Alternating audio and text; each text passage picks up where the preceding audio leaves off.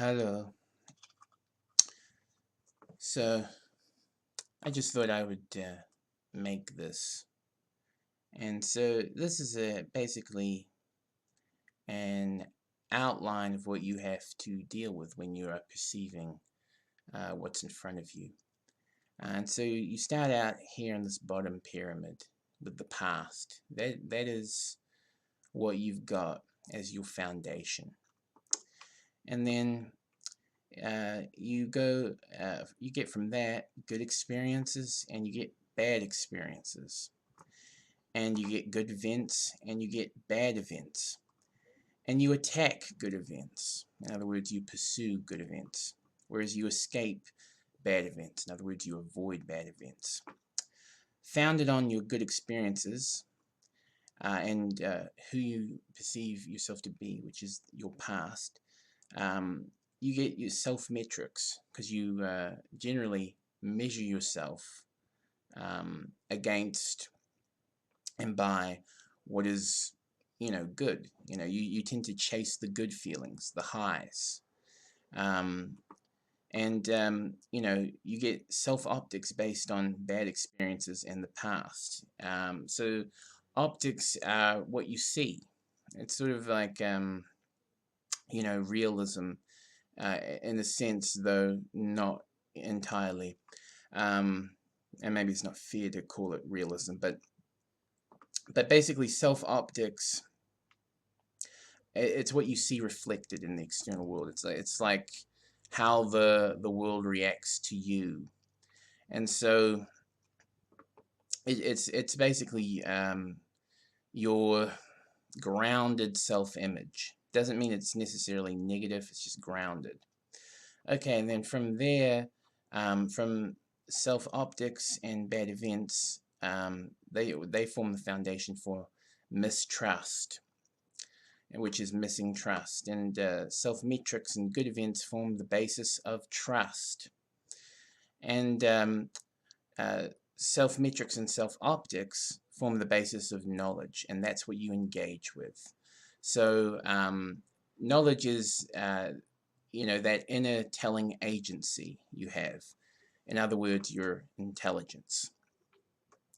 Then, founded on knowledge and mistrust, we have skepticism. Founded on knowledge and trust, we have hope. And bad events defend doubt, whereas good events challenge faith. Again, when you're seeking out, a high, it's not uncommon for you to want to seek out a higher high. So you challenge those good events next time around. You want it to be even better, and that's kind of a mistake to do that, but it's sort of like a hardwired mistake that people make. Anyway, founded on faith and hope, you have your vision of utopia.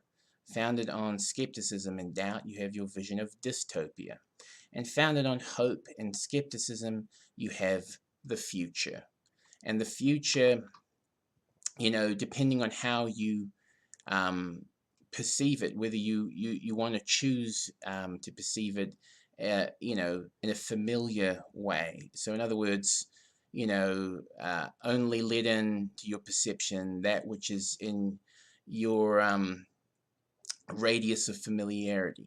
So it's basically, you establish boundaries, and only let what can be categorized within those boundaries into your perception, and so you can shape the future that way.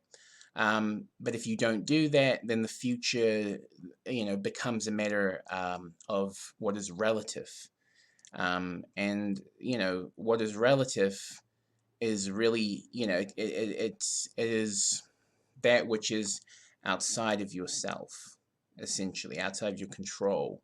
So you basically just seize, you don't seize, you cease control. Um, anyway, so and then everything that is negative is the unknown. The course that you choose to avoid that will become the unknown immediately to you.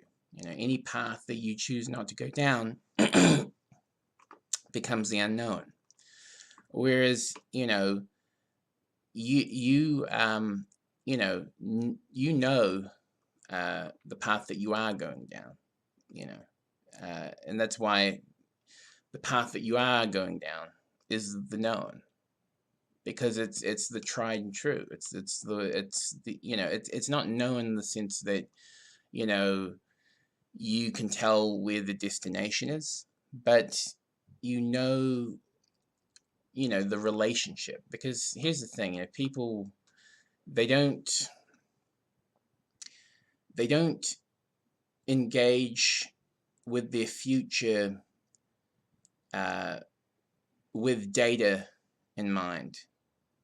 They engage with their future with relationship in mind, because they couldn't engage with their future if the only thing they had in mind was data. You have to have you know, ipso facto, it all has to be 100% correct. You know, people don't do that. Instead, they engage with what is a known relationship, not known data, but a known relationship. And that, yeah. Anyway, so that's basically that is a little idea about perception. You know, that it involves this process. I thought I would share that. Anyway, have a good day. Peace, meow.